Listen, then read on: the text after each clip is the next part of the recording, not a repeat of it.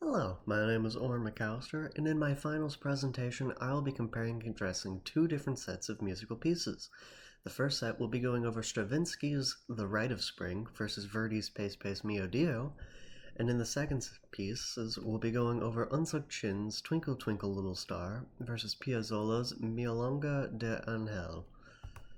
For the first section, let's begin with the time and place of each piece.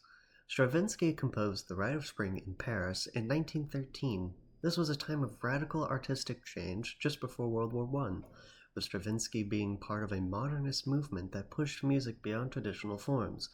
In contrast, Verdi's aria was written in 1862 in Italy during the Romantic era.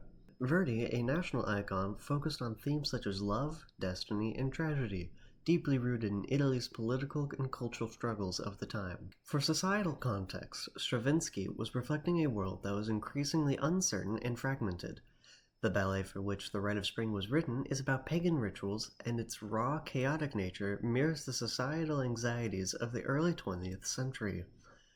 Verdi's opera reflects romantic ideals and a society grappling with the concept of fate and justice.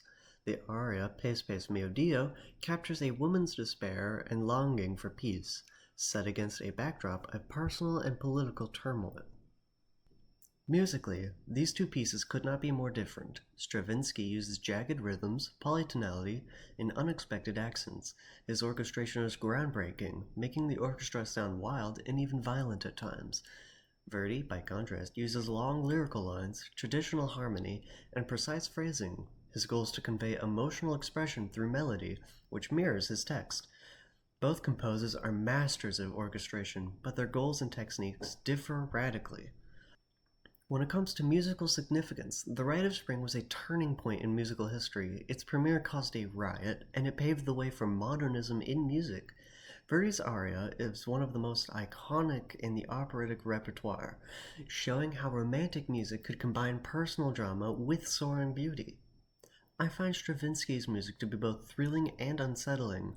It challenges me as a listener and makes me think differently about the sounds used.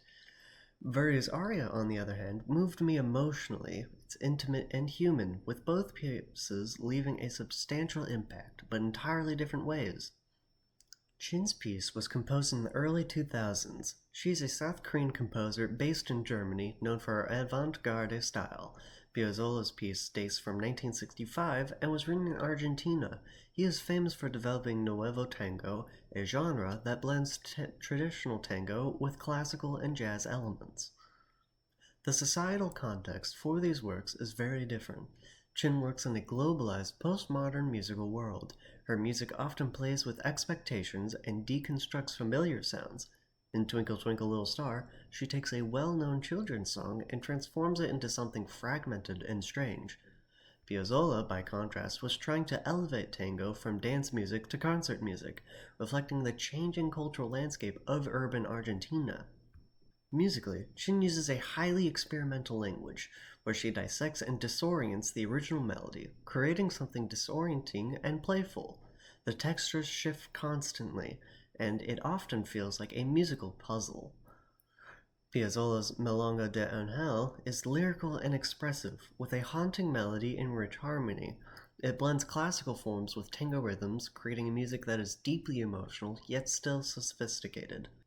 In terms of innovation, both composers are transformative. Chin reimagines something extremely familiar, showing how even the simplest tune can become an avant-garde art. And Piazzolla redefines tango, proving it can belong in concert halls and not just dance clubs. Personally, I find Chin's work fascinating.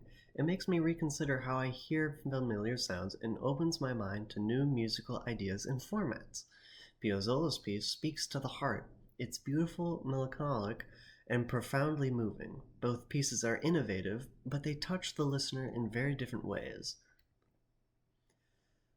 Thank you for watching my presentation. I hope this comparison has helped illuminate how music across time and place can be so different, yet equally powerful and meaningful. Have a great day.